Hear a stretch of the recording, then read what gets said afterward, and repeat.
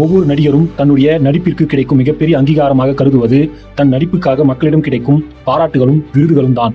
அதிலும் தேசிய விருது என்பது இந்திய அளவில் கிடைக்கும் அங்கீகாரம் என்பதால் ஒவ்வொரு நடிகருக்கும் தேசிய விருது என்பது கனவாக இருக்கும். அப்படி இதுவரை தேசிய விருது பெற்ற தமிழ் நடிகர்கள் யார் யார் என்பதை இந்த வீடியோவில் பார்க்கலாம் வாங்க. எம்ஜிஆர் முதல் தேசிய விருது வென்ற தமிழ் நடிகராக எம்ஜிஆர் உள்ளார். 1971 வெளியான ரிக்ஷாக்காரன் திரைப்படம் கிருஷ்ணன் என்ற மலையாள இயக்குனரால் இயக்கப்பட்டது. இப்படம் வணிக ரீதியாக மிகப்பெரிய வெற்றி படமாக மாறியது. இப்படத்திற்காக சிறந்த நடிகருக்கான தேசிய விருதை எம்ஜிஆர் பெற்றார். சில அரசியல் காரணங்களுக்காக அந்த விருது எம்ஜிஆர் அவர்களுக்கு கொடுக்கப்பட்டது என விமர்சிக்கப்பட்டது குறிப்பிடத்தக்கது.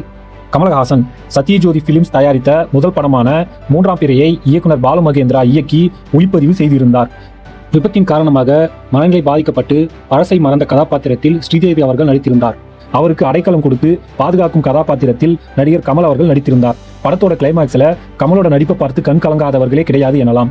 இப்படம் 1982 வெளியாகி மிகப்பெரிய வெற்றி பெற்றதோடு மட்டுமல்லாமல் கமல் அவர்களுக்கு மிகச்சிறந்த நடிகருக்கான தேசிய விருதினையும் வாங்கி கொடுத்தது.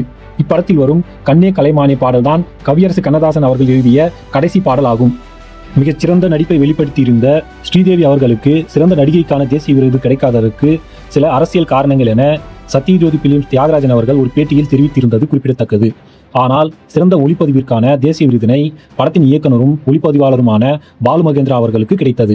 கமலஹாசன் நாயகன் படத்தில் நடித்ததற்காக சிறந்த நடிகருக்கான தேசிய விருதினை 2வது முறையாக கமல் அவர்கள் பெற்றார். மணிரத்னம் இயக்கிய 1987 வெளியான நாயகன் படத்தில் கமல் அவர்கள் சக்திவேலு நாயக்கராக நடித்தார் என்பதை விட வாழ்ந்தார் என்றே கூறலாம். மும்பையில் வாழ்ந்த டானான வரதராஜ முதலியார் அவர்களின் வாழ்க்கையை அடிப்படையாக கொண்டு கதைக்களம் அமைக்கப்பட்டிருந்தது.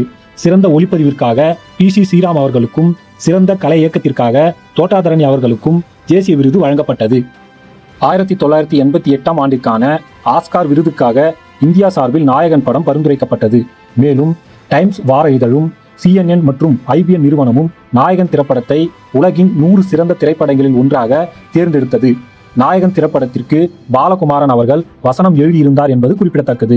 இந்தியன் திரைப்படத்தில் நடித்ததற்காக சிறந்த நடிகருக்கான தேசிய விருதினை 3வது முறையாக கமல் அவர்கள் பெற்றார்.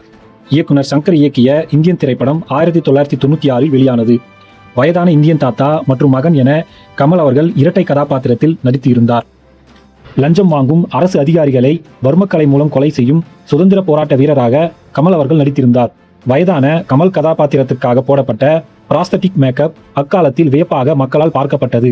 இந்தியன் திரைப்படமும் 1996 ஆண்டுக்கான ஆஸ்கார் அவார்டுக்காக இந்திய அரசு சார்பாக பரிந்துரைக்கப்பட்டது. 1905 வெளியான பாட்ஷா படத்தின் வசூலை இந்தியன் திரைப்படம் முறியடித்தது குறிப்பிடத்தக்கது.